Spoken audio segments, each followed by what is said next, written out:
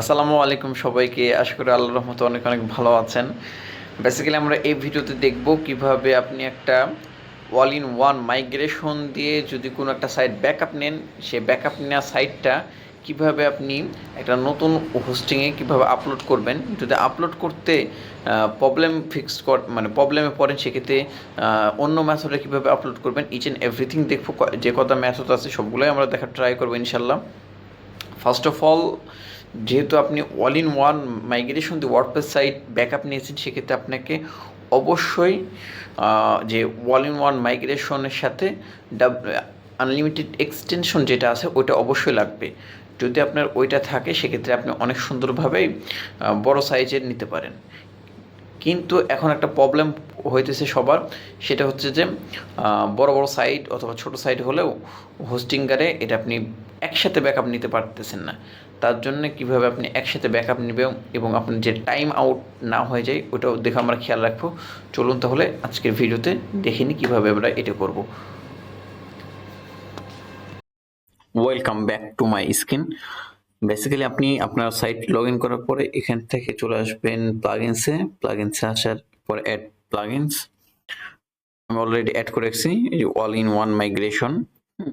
আপনি জাস্ট এখানে সার্চ দিবেন অল ইন ওয়ান। আমি অলরেডি সার্চ দিয়ে রাখছিলাম, আপনার মানে সময় বাঁচানোর জন্য আমি অলরেডি সার্চ দিয়ে রাখছি। এতে আমি অ্যাক্টিভ করে নিয়েছি।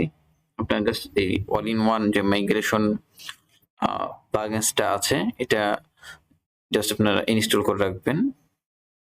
আমি যদি দেখাই অল ইন ওয়ান মাইগ্রেশন, এই যে এই প্লাগইনসটা, হ্যাঁ, এন্ড ব্যাকআপ, এটা আমি অলরেডি অ্যাড করে রাখছি। হ্যাঁ, সেক্ষেত্রে আমি এখন চলে যাব আমার হোস্টিংয়ে। হোস্টিংকারের আমি হোস্টিং নিয়েছি।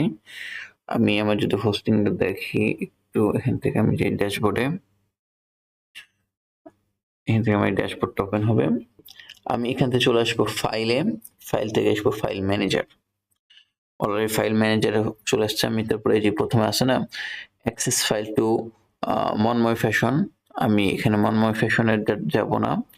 এখানে আমি আমার যে ওয়েবসাইট সেটা আমি এখান থেকে জাস্ট একটু সিলেক্ট করে নেব। এই যে গ্রোথ বাই হামিমের আমি যে সেটিংস আছে ওইটা চলে যাব।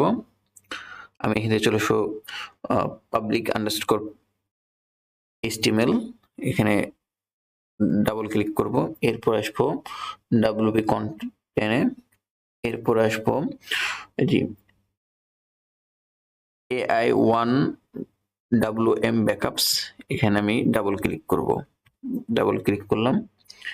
এরপরে এগুলো যেগুলো আছে আমি জাস্ট এগুলো সিলেক্ট করে সবগুলো চাঁদের দেশে পাঠিয়ে দেব।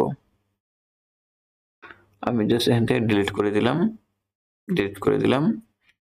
এরপরে আমি জাস্ট এখান থেকে একটা ফাইল আপলোড করব।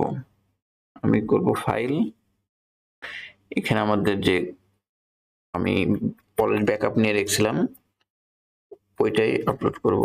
গ্রোথ বাই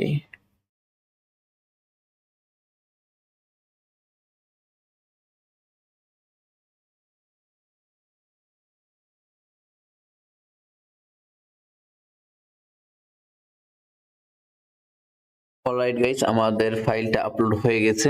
আমরা জাস্ট এখান থেকে যদি আমাদের ইয়াতে যাই, ওয়েবসাইটে যাই, সেক্ষেত্রে আমরা এখানে জাস্ট ব্যাকআপ ফাইলে এসে রিফ্রেশ দিই, সেক্ষেত্রে এখানে দেখতে পারবো আমাদের ফাইলটা আপলোড হয়ে গেছে কিনা। ওকে, তো অল ইন ওয়ান মাইগ্রেশনে যে ব্যাকআপে চলে আসলাম, অলরেডি আমাদের ফাইলটা চলে আসছে। All in one migration hover করলে আপনি দেখবেন ব্যাকআপস এখানে চলে আসছে। আমি যদি এখান থেকে একটু এই পাশে আসি, থ্রি ডট মেনুতে রিস্টোর, এখানে একটু সময় নেবে, আমরা এটা রিস্টোর হয়ে যাবে। যদি না হয় সেটা একটা পদ্ধতি আছে, ওইটাও দেখাবো। এখানে এটা করে দিই, জাস্ট ওয়েট।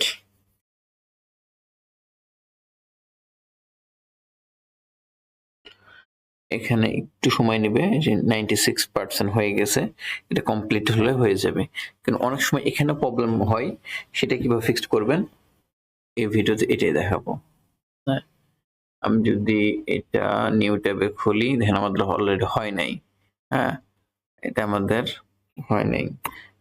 আমি জাস্ট ব্যাকএন্ডে একবার যাই, এখান থেকে পাসওয়ার্ড কি দিয়েছে আল্লাহ জানে। পাসওয়ার্ডটা ভুলে গেছি আমি, এখান থেকে যাই, হোস্টিং থেকে যাই, এটা আমার জন্য একটু সুবিধা হবে। চলে গেলাম হোস্টিং এর হোমে, আর এখান থেকে আমার যে ডোমেনটা আছে ওইটা সার্চ করে নিউ ট্যাবে খুলে ফেললাম। আমার ব্যাকএন্ডে জাস্ট এই আমার যে ব্যাকআপ ফাইলটা এটা আপলোড করে ফেলছি, একদম ইজি প্রসেস।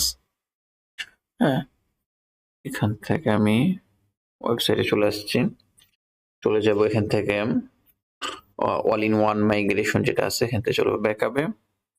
অলরেডি আমার ব্যাকআপ ফাইলে কাজ করতেছে না, আমরা কি করব, ক্রিয়েট ব্যাকআপ, এখান থেকে এই ব্যাকআপে এটা ক্রিয়েট করব, একটু সময় নেবে। একটা ব্যাকআপ ফাইল অলরেডি ক্রিয়েট হইতেছে, এই ব্যাকআপ ফাইল হয়ে গেলে আমরা এটা দিয়ে এবার নতুন করে ব্যাকআপ নেব।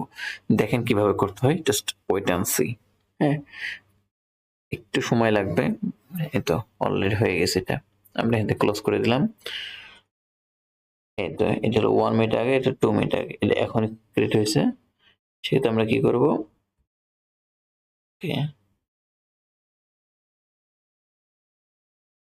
ওকে এটা আমরা রিস্টার্ট করে দেব আগেরটা, মানে যখন এটা এখন যে এটা ব্যাকআপ তৈরি করলাম এটাই রিস্টার্ট করে দেব, তাহলে হয়ে যাবে ইনশাল্লাহ। ওকে, আমরা একটু দেখি হয় কিনা।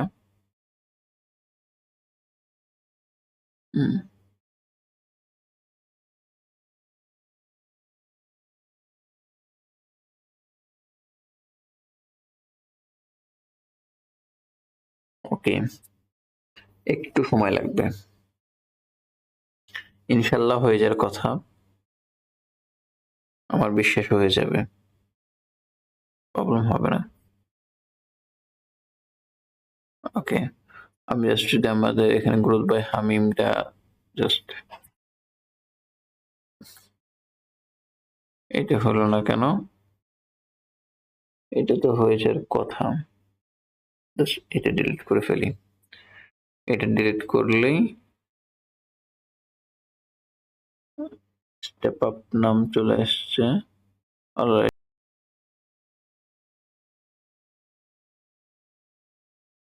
দেখেন আমাদের সাইটটা অলরেডি একদম আগের মতন হয়ে গেছে, সচল হয়ে গেছে। হ্যাঁ, একদম ইজি প্রসেস।